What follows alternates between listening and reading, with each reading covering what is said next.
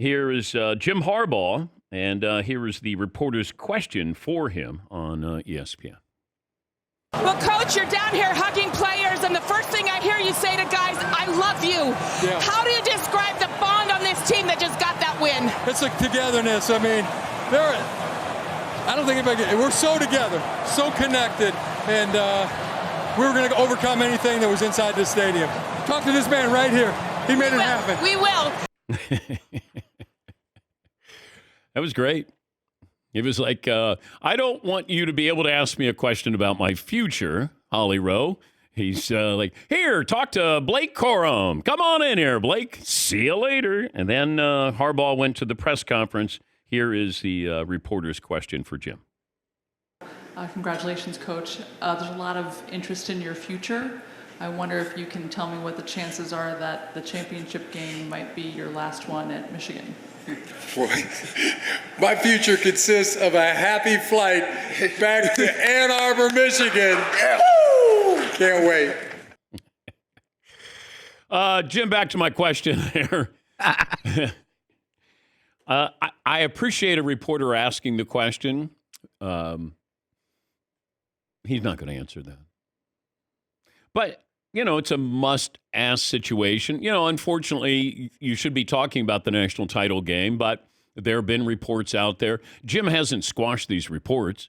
All he has to do is say, hey, I flirted with the NFL last year, and I let people know that got leaked to an NFL reporter that I was talking to the Vikings, and there's nothing to sway me the other side that he's going to stay at Michigan. And it's, all you have to do is say, look, I'm not interested in the NFL. I'm not going. Now, it doesn't mean that you won't go. It's like when Saban was with the Dolphins. They're like, are you taking the Alabama job? No, I'm not. I'm staying here. And, Nick Saban took the Alabama job.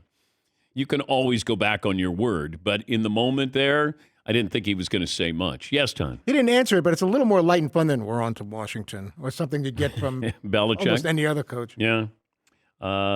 Here's Nick Saban talking about the final play of the game. Here's the question to the Alabama coach. Coach Saban, could you talk about the last play and what made that one the best one that you wanted to go with? We called 3 plays. One they called timeout, one we called timeout, and the last one that didn't work. So the fact that it didn't work made it a really bad call. You know what I mean? So, but we called timeout because we had a bad look. We had a good look on the first one. They must have known it. But Tommy just felt like the best thing that we could do was have a quarterback run, which was kind of our 2-point play, one of our 2-point plays for this game.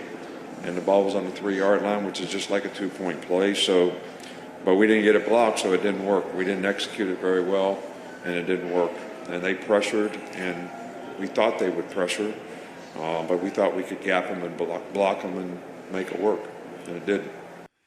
But it would have worked, I think, if Milroe follows his offensive lineman. But you had a bad snap for the entire game, low snaps. The entire game. That center never improved. And Milroe got it low and probably didn't wait for just a split second longer. Maybe panicked a little bit and then ran right into the pile there. If he follows his offensive line, he trips over one of his linemen. But if he follows and goes to the left, I think he scores a touchdown there. It's like Texas. A better pass from Quinn Ewers on the final play. Texas may have won that game last night.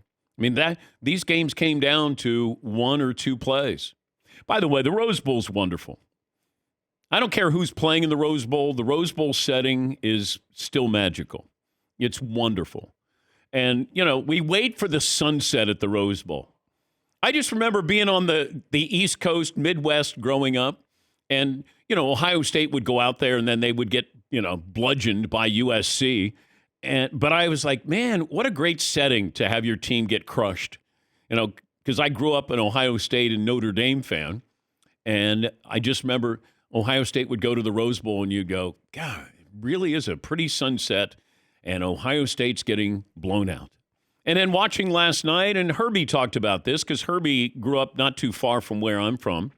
And, You looked at the Rose Bowl. The Rose Bowl is sort of like the Garden. It's Madison Square Garden. When LeBron plays the Knicks, he's not playing the Knicks. LeBron's in the Garden. And the Rose Bowl is the same way. It just makes a game bigger.